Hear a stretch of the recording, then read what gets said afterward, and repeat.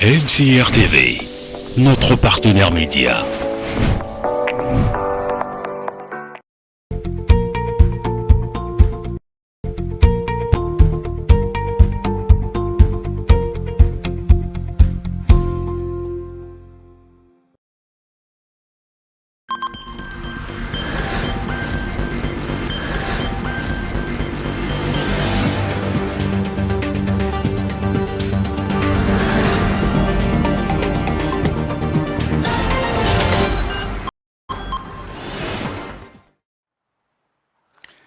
Bien, chers téléspectateurs de MCR TV NF, merci de vous connecter sur la bande 345 de Canal+ pour vous informer. Et voici la vitrine de cette session d'information. La deuxième édition de Digiforum a tenu ses promesses ce jeudi 18 juillet 2024 à l'amphithéâtre de Canal Olympia de Pointe-Noire sous le patronage du ministre des Postes, des Télécommunications et de l'économie numérique, Léon Juste Ibombo. Le reportage est disponible dans cette édition. Puis, l'humanité a également fait mémoire ce 18 juillet de Nelson Mandela à travers la célébration de Mandela Day, entendu la journée internationale de Nelson Mandela. Enfin, un invité au cours de cette grande édition, il s'agit de Venancio de Saint-Eudes, promoteur événementiel, responsable communication et artistique chez Onicom. Bonsoir. Bonsoir, monsieur Desséance. Merci de recevoir. Avec lui, nous allons donc parler du concert de Niska à Pointe-Noire. Les détails dans une poignée de secondes.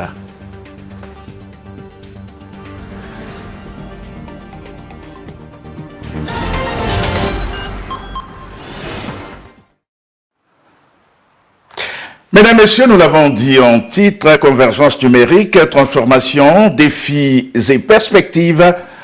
Tel était le thème qui a sous-tendu les travaux de la deuxième édition de Digiforum, lancé ce jeudi par le ministre des Postes, des Télécommunications et de l'économie numérique, Léon Juste Ibombo, en présence de la présidente du conseil départemental et municipal, maire de la ville de Pointe-Noire, Evelyne Tchitchele. De plus amples informations dans ce reportage. L'amphithéâtre de Canal Olympia de Mpita à Pointe-Noire a été jeudi 18 juillet 2024 le lieu choisi pour la deuxième édition du Digiforum sous le patronage du ministre des Postes, des Télécommunications et de l'économie numérique, Léon Juste Ibombo, qu'accompagnait Madame le maire, Evelyne Tchitchele. Après le mot de bienvenue de celle-ci, le promoteur de Digiforum, Arnaud Kani Okoko, a bien voulu circonscrire cet événement. Le type de ce programme, c'est la sensibilisation surtout au niveau des jeunes. Comme je l'ai dit tantôt, l'avenir du digital passe par la jeunesse. Et pour moi, le Digiforum est une plateforme qu'il ne faut pas laisser en marge.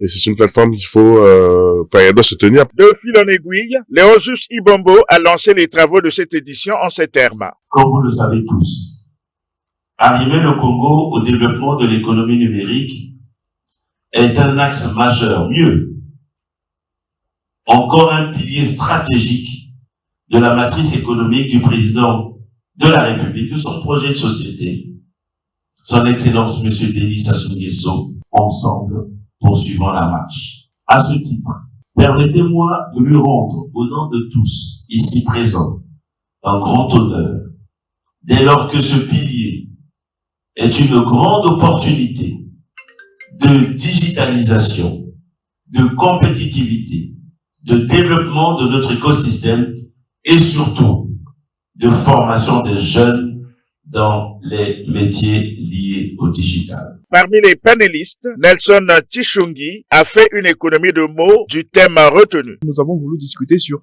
toutes les transformations que nos sociétés et que notre société en particulier ici à Brazzaville ou à Pointe-Noire sont en train de vivre en termes de changement et de transformation sur le digital, mais aussi quels sont les défis auxquels on va faire face dans les prochaines années et les opportunités que le digital va pouvoir créer dans différents secteurs.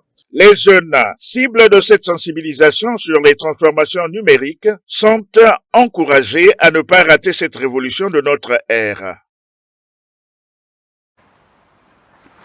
La journée internationale Nelson Mandela, entendu Mandela Day, a été célébrée ce jeudi 18 juillet instituée par les Nations Unies depuis 2000, cette année porte sur la lutte contre la pauvreté et les inégalités qui sont au centre de la dite journée. On fait le point avec Jérémy Bakoua. 67 minutes de son temps à passer pour servir les autres et le bien public, en souvenir des 67 années de militantisme du vieux leader sud-africain, aujourd'hui décédé. Cette journée, connue sous le nom de Mandela Day, existe depuis 2000. Elle coïncide avec la date de naissance de cet homme politique et homme d'État sud-africain. Nelson Mandela nous a montré le rôle extraordinaire qu'une personne pouvait jouer dans l'édification d'un monde meilleur, a souligné le secrétaire général des Nations Unies, Antonio Guterres, dans son message.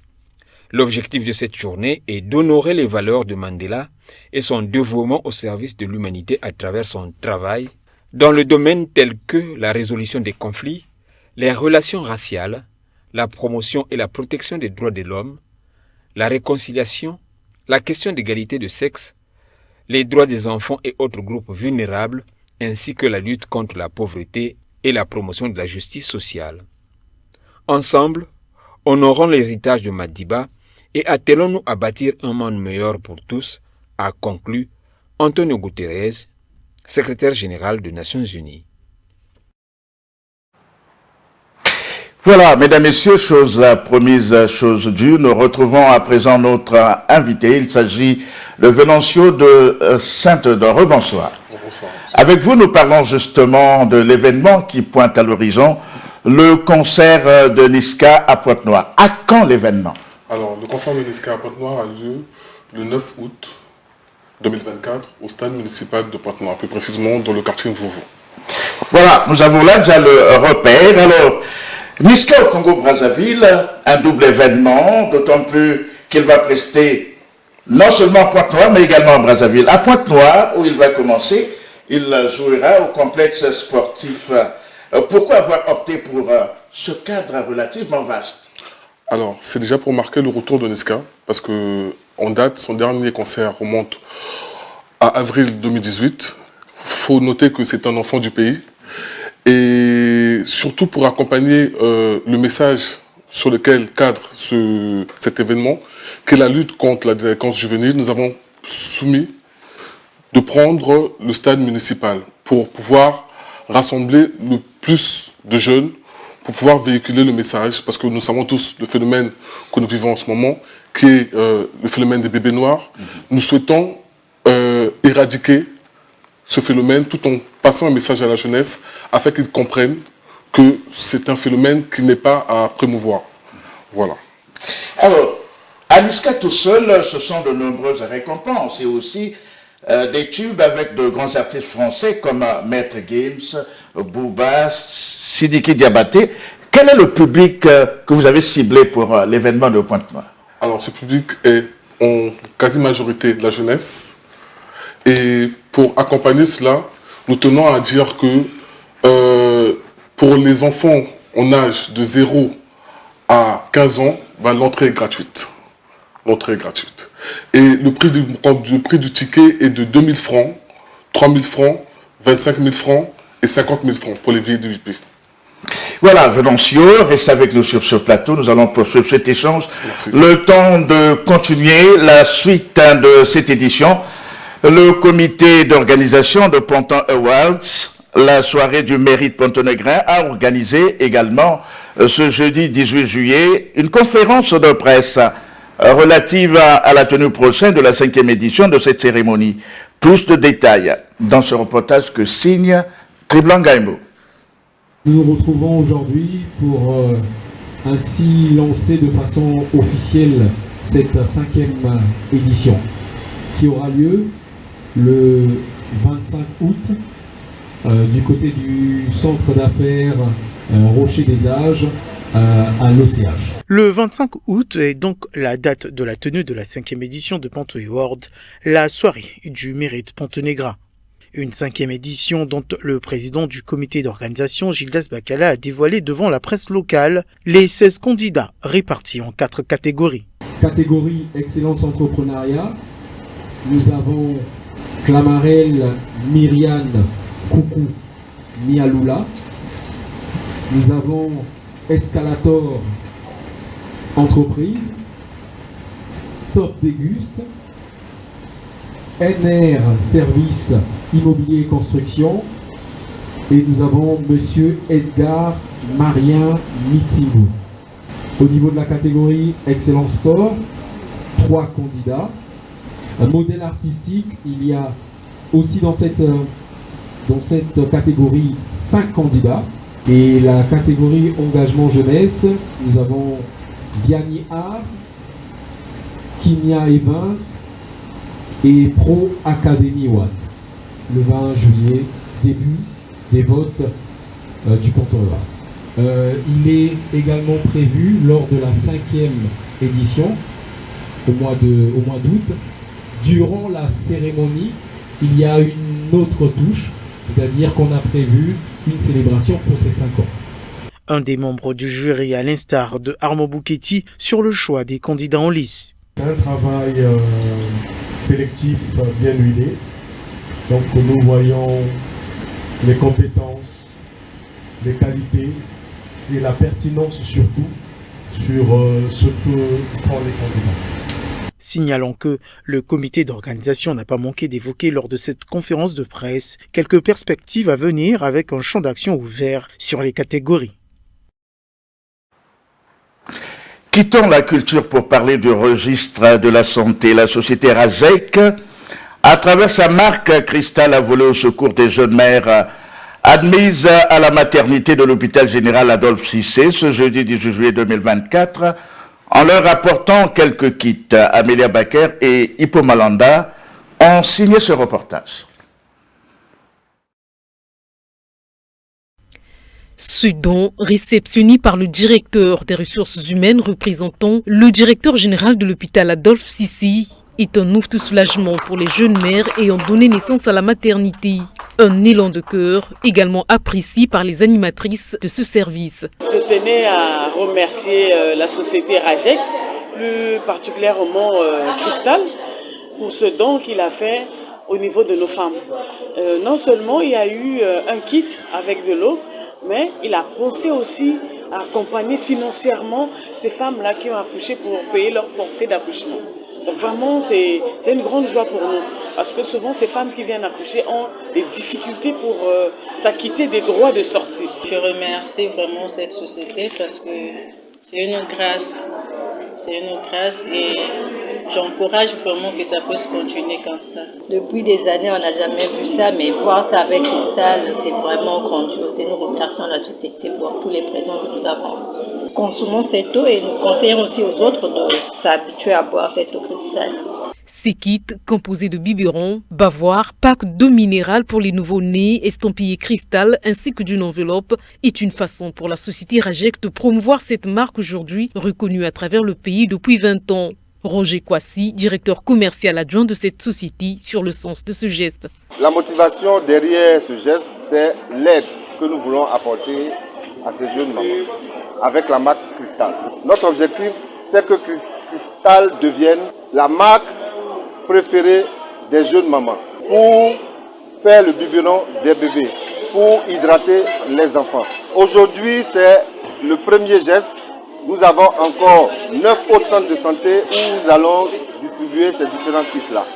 Et cette action a débuté à Brazzaville. Et nous poursuivons ici. Créée en 2004, la marque Cristal existe aujourd'hui sur le marché congolais en 7 formats. Les kits de maternité Cristal est le tout premier projet de santé de cette marque. L'actualité en rappelle, dans l'optique d'inciter les partenaires musulmans intéressés par l'activité du transfert des fonds à observer la loi relative en République du Congo. L'Agence de régulation des transferts de fonds, ARTF en sigle, en association avec le Conseil supérieur islamique du Congo, a lancé une campagne de vulgarisation des textes et règlements à Pointe-Noire. On fait le point dans ce reportage. Le Conseil supérieur islamique du Congo et l'Agence de régulation des transferts de fonds, ARTF en sigle, ont organisé mercredi 17 juillet à Pointe-Noire le lancement de la campagne de redynamisation des textes juridiques et réglementaires. Présence notoire à cette occasion de Roger Ngakani, représentant l'administrateur maire de l'arrondissement numéro 1 Lumumba. Les objectifs de cette campagne de redynamisation ont été présentés par Ghislain Rodrigue Limbili, inspecteur principal de l'ARTF. L'objectif principal ici de cette redynamisation, c'est éveiller et réveiller les consciences parce que nous sommes partis d'un constat, on a apporté la réglementation, on a fait le porte-à-porte pour cette réglementation, on a fait les enrôlements, l'identification et nous avons organisé les premières formations des acteurs œuvrant dans ce secteur. Donc, de cette redynamisation, c'est une persuasion.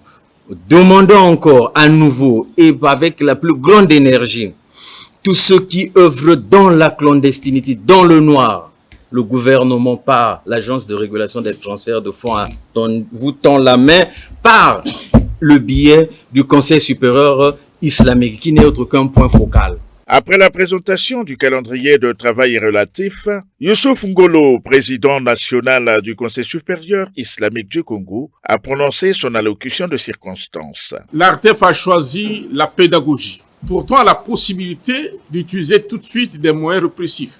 Mais le choix de celui qui patronne cette administration est porté sur la pédagogie. Et c'est ce que nous voulons, parce que notre religion nous enseigne, comme l'Éternel dit dans le Saint-Coran, Dieu n'a jamais châtié un peuple sans lui avoir envoyé un émissaire. L'émissaire, c'est cette répétition de venir pour dire « conformons-nous ». Personne au-dessus de la loi. Les deux chambres se sont prononcées, le président a mis son quitus pour dire « allez-y », pour que chaque secteur apporte un plus dans l'assiette qui va permettre à ce que la République puisse évoluer. Sur les 20 prétendants à cette activité de transfert des fonds, 2 candidats du département de Pointe-Noire sont actuellement concernés. Je vous propose cette fois-ci une pérégrination du côté de la ville de Mossenjo, dans le Niari forestier désengorgé, les villages environnants, notamment les villages Lichandou, Mitete et Ngwele avant la rivière Louessé. Aussi, faciliter le trafic, telles sont entre autres raisons qui ont emmené le président du conseil municipal de Mossenjo, député maire de la ville, François Ndouna, à élargir les travaux d'assainissement. C'est depuis près de 4 jours que le chargeur des travaux joue le rôle d'avance sur ce tronçon de 22 km qui va aller jusqu'à la rivière Louessé. Un reportage. En plus des travaux d'assainissement qui se font dans toute la ville de la commune de Mossenjo, l'autorité municipale a ordonné que l'on ouvre la voie qui mène vers la Louessé, en passant par le village Mitélé, situé à 15 km de Mossenjo, dans le district de Moutamba. Une façon pour lui d'aider les populations de cet axe qui rencontrent d'énormes difficultés pour sortir leurs produits, mais bien plus faciliter le trafic. La route étant un facteur de développement, le chef du village loue cette initiative. Non, en ce moment, ma population est contente de ce qu'on nous tentait de travailler la route. Vraiment, on avait des difficultés, même là, on partait même à pied. Mais là, comme la route est bonne maintenant, on peut aller, entre-temps, on portait même les culottes pour aller à Mossenjo. Et arriver à la Louessé, on s'habille par un bon pantalon. Puis la route n'était pas bien travaillée. Entre-temps, c'était une piste. Une piste, bon, même agricole, c'est trop dire, une piste de chasse. Une piste de chasse où il y avait trop d'herbe. Pour faire le croisement, vraiment, il fallait ça doit s'arrêter de loin. Mais puis il y a le virage. Quand il y a le virage, il y a trop d'accidents aussi. Quand la route n'est pas bien travaillée, l'éclairage n'est pas bien fait, vraiment, il y a toujours d'accidents. C'est pas travaillé depuis 5 ans. Vraiment, on avait trop de difficultés. Je jette le fleur à l'honorable. L'honorable François Ndouna, l'honorable François Ndouna était en train de faire de bons travail, en tout cas. Aujourd'hui, 4 jours de cela, le coordonnateur des travaux route donne des détails. Mais comme c'est une route qui avait déjà été travaillée par CIPAM, nous on ne fait qu'ouvrir, parce que c'était devenu une piste, la route, on utilise le chargeur pour la France route. Ça va faire 22 km jusqu'à l'EC. De 15 moins 22, ça va faire 7 km qui reste jusqu'à la l'EC.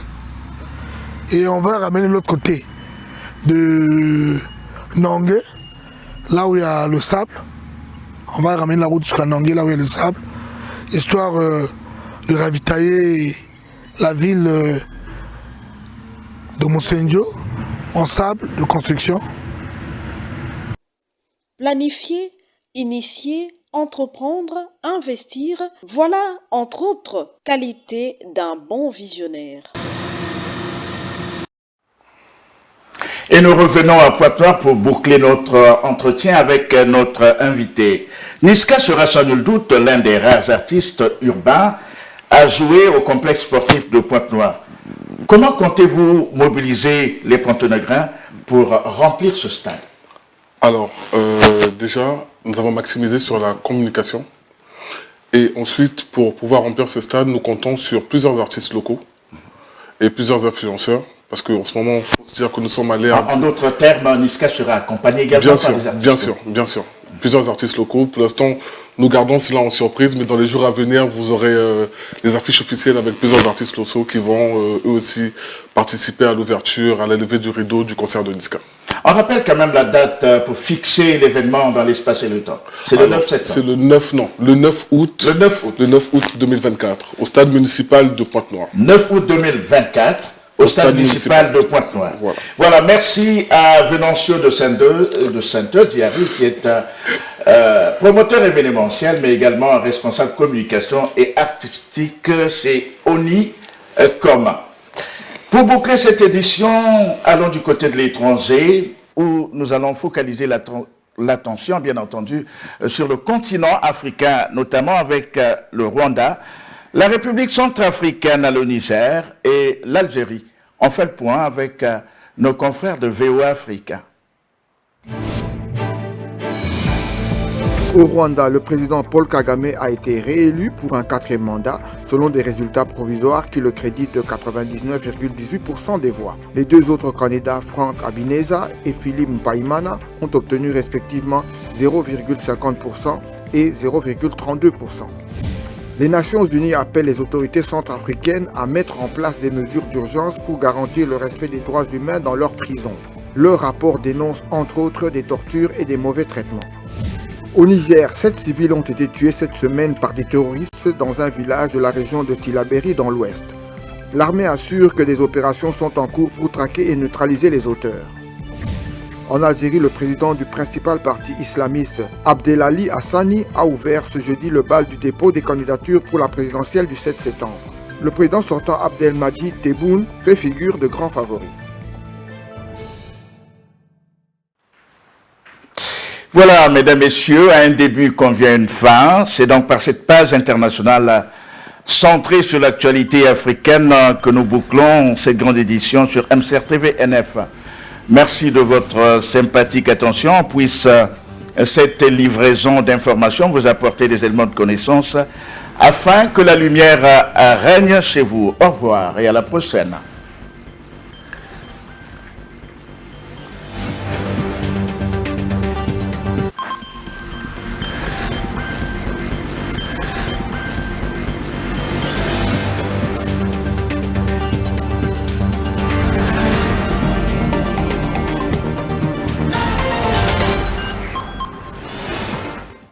MCR TV, notre partenaire média.